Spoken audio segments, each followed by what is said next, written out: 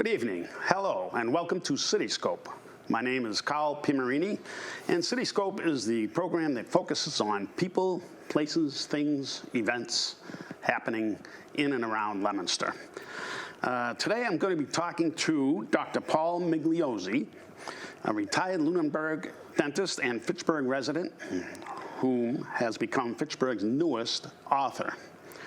Welcome to LTV, Paul. Thank you, Carl. Thank you very much. And I want to thank you very much for giving me this opportunity to be on your program. Now, did I get the information right on my intro? Right on. Okay. So before we get into this, give us a short biography of yourself. Okay, short. No, within 2 hours. I'm old. I was born in Worcester. Lived there for 20 years, attended Assumption College, graduated from Assumption College in '69, went to University of Georgetown Dental and Medical Schools, and I graduated there in '74. And I moved to Fitchburg, and I have set up a practice of clinical dentistry in Lunenburg, where I practiced there for 40 years, so nearly 40 years. I've been retired now for about 7. 7, okay. Yes. Okay. Married to a lovely woman, Judy. I have 3 children, all boys.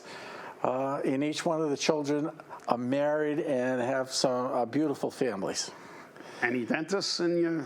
No dentist, Carl. Okay. Came close, though. I have a physician. Okay, well, that's As a very matter good. of fact, Matthew, my youngest son, is in his first year of residency at Leominster Hospital. Oh, nice. And, yes. Very So, congratulations, that's nice. but can I say something Sure. about my other 2 boys? Yes. So that I don't leave them out? Go right ahead. My oldest son, who was also my mentor, Right. Christopher, is married to a lovely girl by the name of Dawn. They live in Florida. They have no children. Yep.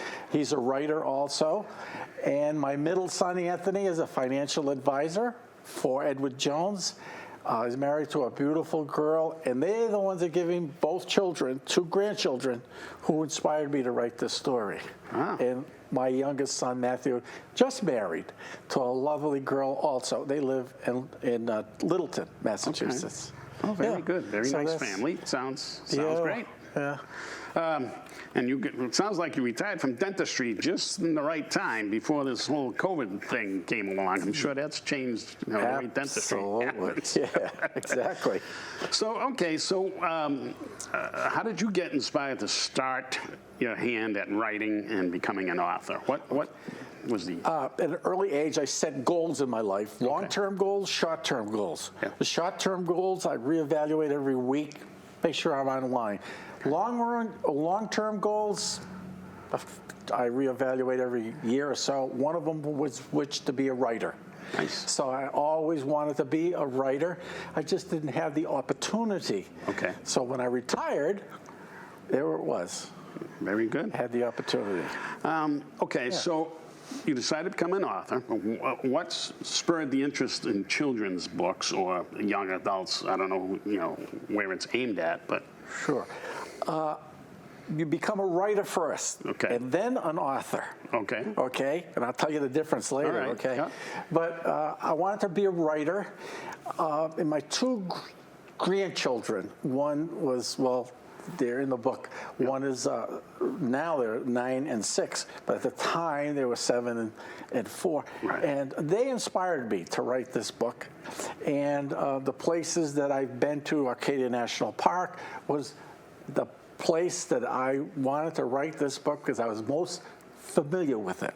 Okay. So that's how I was inspired to write this book. Oh, very, very good. Now, so it kind of, we'll get into the subject matter a little bit of, the title is We're No Angels, is that correct? We're No Angels. We're No Angels, okay. Right.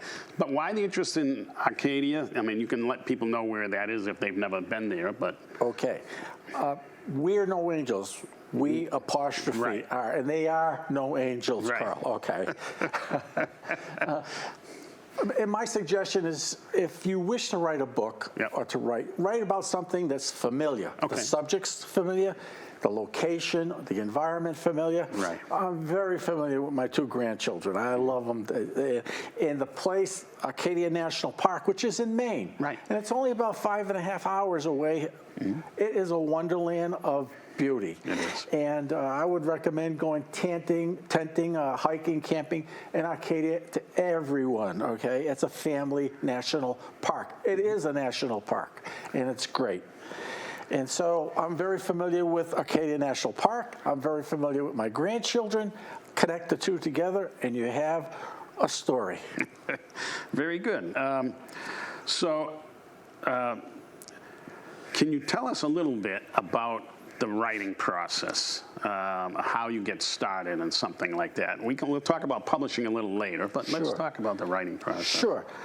Like I said, it has to be an enthusiastic approach. Okay. You can't do it haphazardly. Right. There were times where I would wake up at 3 o'clock in the morning because I had a thought in my mind. I start writing down. Very good. Okay. But you have to start, like I said, with familiar people, subjects, familiar places, and recall personal experiences with the children. And these experiences that I've described in the book, I'm sure many parents have experienced these as well, especially if you're going camping. You have fun.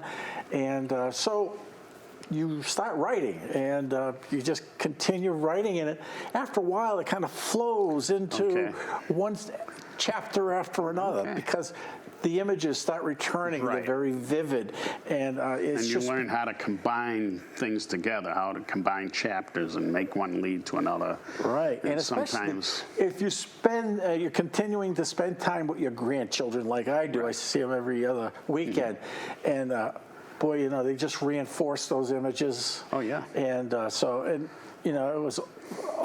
was much fun writing the book, and it has to be. If it's not fun, don't do it. Right.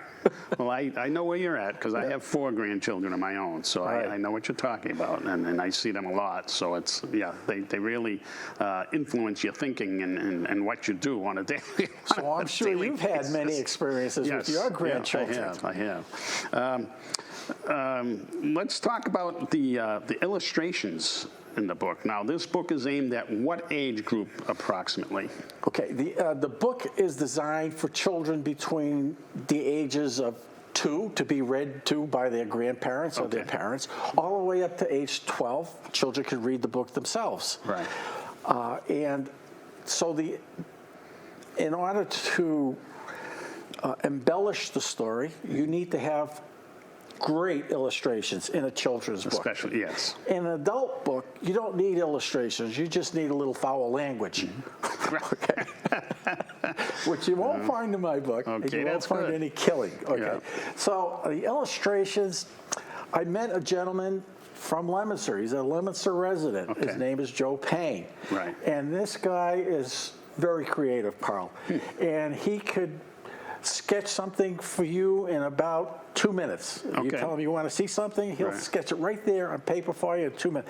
He's intelligent, he's very creative, and he has much talent as far as sketching and does he do that as a living? Local cartoonist, as a matter of fact. Okay, so I was going to say, what's he do for his career? Does he do that as a living, or is it just? No, he's retired. Okay. Joe's retired. His wife recently passed away, but he still lives in Leominster. Yeah. And so Joe said, I met Joe at a healthcare facility, and through a mutual acquaintance, he said, oh, I could draw you a little sketch. And he draws a little sketch. And I said, oh, that's interesting. And I started to put things together. And I said, hey, you'd be interested in sketching? So I gave him some ideas. He sketched them for me. They were rough sketches, but I presented them eventually to the publisher, and we went on from there. But he was very, very good. Well, while we're talking about that, Keith, if you can throw up let's go through those. I think we have 4 images. That we can look at. Keith's going to put them up on the monitor here in a second, and then we'll take a look at it. Here we go. Now, obviously, the color is beautiful, very colorful, very creative. I mean, I really like the way he draws the children. Now, did you actually tell him what you wanted to see in some of these illustrations, or did he just come up with ideas? Okay, let me tell you what happened, okay? For example, in this illustration, which is in the front, Joe Payne sketched him in pencil, roughly, okay? It didn't add any color to him, okay? And then he went on to other sketches, et cetera, et cetera. So I explained to Joe, I said, I think I'd like to publish this. He said, sure. He says, I just do rough sketches. And he did. So I submitted the sketches along with the manuscript to the publisher. They accepted it. And we'll go over that later if you like. But they added the color. They added the finishing touches digitally. Okay, but if you were going to be a self-publisher, you have to, and they will ask you, the publisher, what color would you like to see this girl? What color is her hair? What color or style is her hair? What is the expression on your face? Do you want to put a smile? Do you want to see a laughter? Do you want to see teeth? Very detailed. Okay, so here's another one. So it's all obviously under my control. Okay. But this is another section of the book, so they're doing different things here, gathering wood for campfire. So they're they're breaking twigs off to roast marshmallows, like you would with your 4 grandchildren. But they broke the branches off the trees. And you can see the face on that little tree there. He has a frown on because it hurt. And so the girl says, "Oh, what do you care? You can grow one." And the tree responds, "Well, it takes about 4 years. It takes a long time for me." And the tree was a little upset. Then the girl said, "I'm sorry, but they're breaking the branches to cook marshmallows." And you have to make sure that they wear the same clothes all day long, change the clothes the next day. I see, so you got to think about all these things, Illustrations are very important in a children's book. So you don't realize there's that much thought put into that. You know, there really is. This is a great shot, too. This is really nice. So these were, did Joe, that's his name, right? Did he do the final renderings and they just added the color, or did they take his sketches and have an artist recreate? I submitted his sketches in pencil. The art department, they have a very detailed art department at the publishing company. And they put all the final touches on. Every step of the way, they returned the progress of each illustration for my approval. So I had complete control over every picture, every color, every illustration. Did Joe have final approval, or did you have final approval? Not to fly them by Joe? The author. The author. That's pretty cool. Me. They're beautiful. They're beautiful. Thank you. Okay, so we went over the writing process. Let's talk a little bit about, so you finish this book. What do you have, like a manuscript or something when you're done? You submit it. How do you where do you go? How do you start finding a publisher? What happens next? The easiest way is to go online. I have my manuscript. I have it written out in longhand, pencil, or pen. I didn't do it on a computer yet. Not yet. And before you know it, in less than an hour, you have 10,000 calls. 10,000 calls on the phone. And so they all want me to submit my manuscript, and they all wanted it online or by email. I said I'd rather not, so I submitted it to them through the mail. And I submitted 4 of them. All 4 accepted my manuscript. Then I received calls from the intermediary man. He's an agent. He wants you, me, to submit my manuscript to him. He's going to look at it, edit it, and in turn, he's going to contact his own publishers. It's all about a little money. That's fine. That's their profession. But does he work for the publishers? No, independent.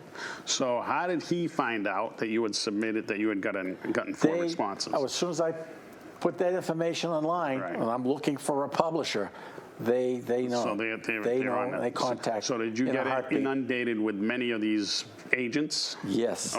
Yes. And so how do you vet them? How do you figure out who's the one to use? It was easy. I used none. I had, I don't want to be boastful, but I had utmost confidence in myself. Right. I felt that my language was great, everything was good, the pictures were great, and so I wanted to try without an agent, so I submitted them directly to a publisher, and publishers emailed me. That's how I contacted. Cut out the middleman. Get rid of the middleman. You don't get rid of the middleman. I don't think I need them. Okay. Now some publishers, the big ones, will not even look at your manuscript unless it is forwarded to them by an agent. First. Now the publisher that I finally ended up is a very good publisher company, and they accepted me with reservation. Very good.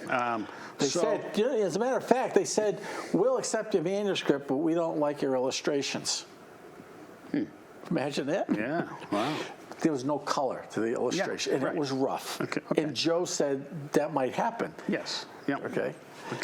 So you were ready for that if that was going to happen. Joe said that might happen, he says, because they want to do their own illustrations and charge you more money.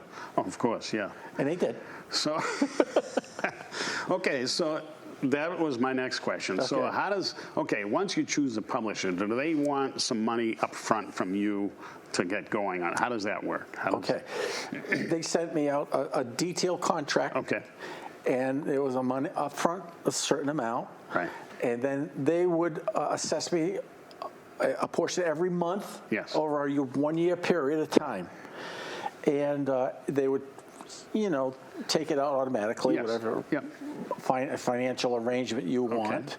They have several ways, or you could pay it up front all the way, but it would be best to pay it on a monthly basis. As things happen. And you can, if you want, you could call it quits anytime you want, pull out. So that's how that started. So, so what's the turnaround time between the time you sent the thing to the first publisher?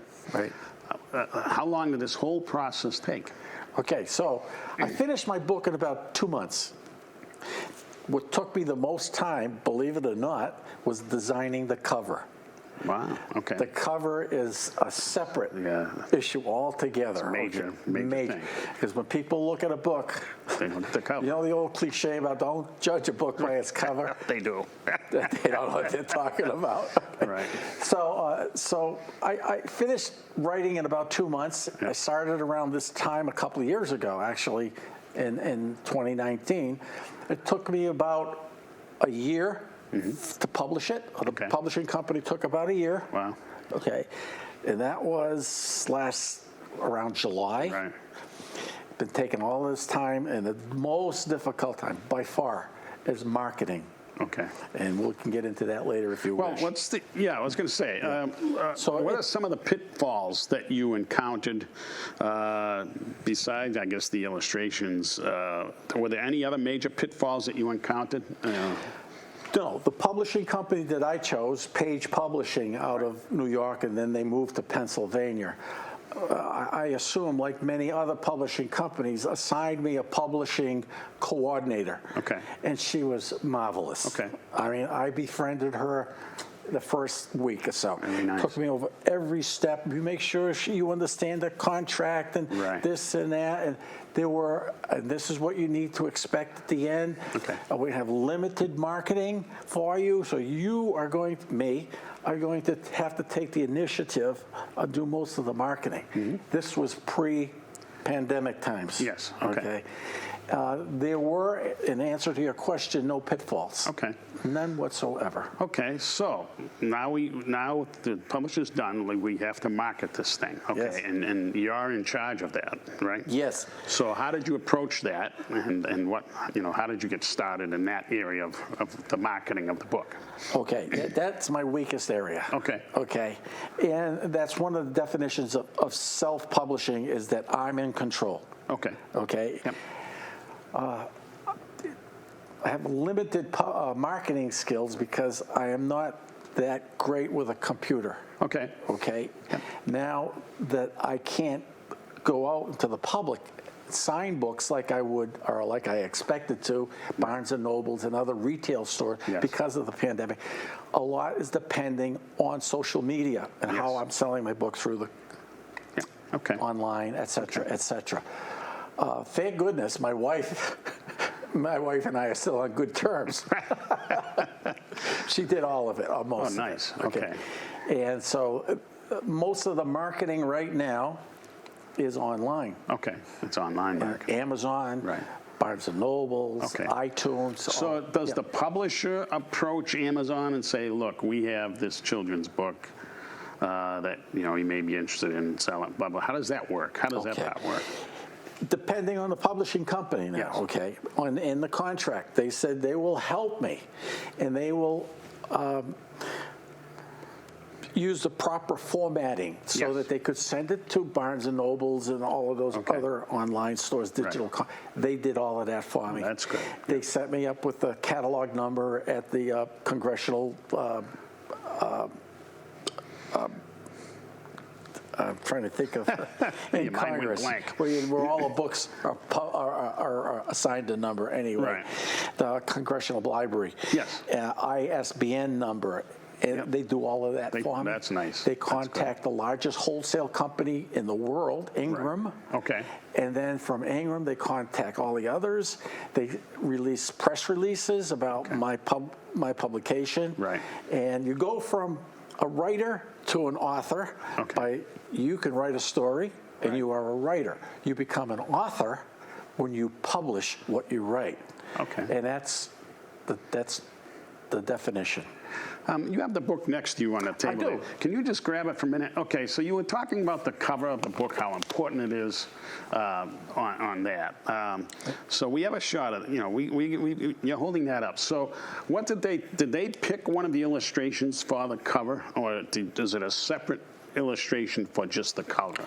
Again, Joe rough sketched it. Okay. And I said to Joe, I want to see the sign of National Park a little bigger. Yep. I want to see the trees in the background. Right. I want to see this girl here, Laura, who was my older granddaughter, to be in the middle. Okay. She is the center.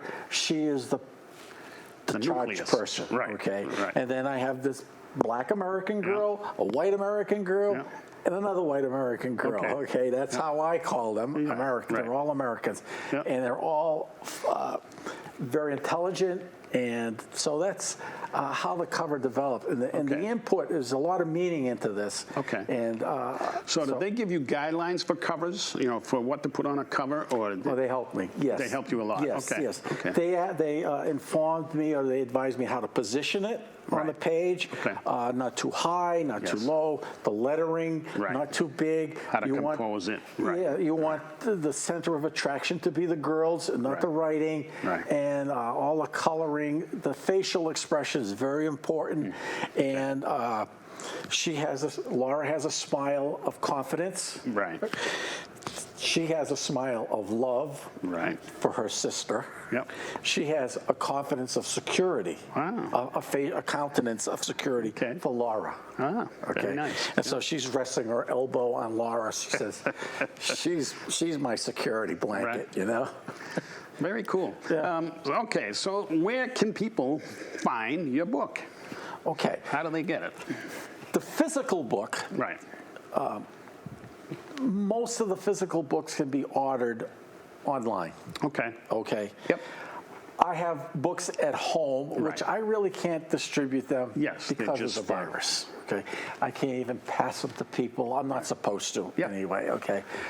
Thank goodness I have many friends and parishioners at St. Joseph's Church. Right. And I love them. They supported me from the beginning.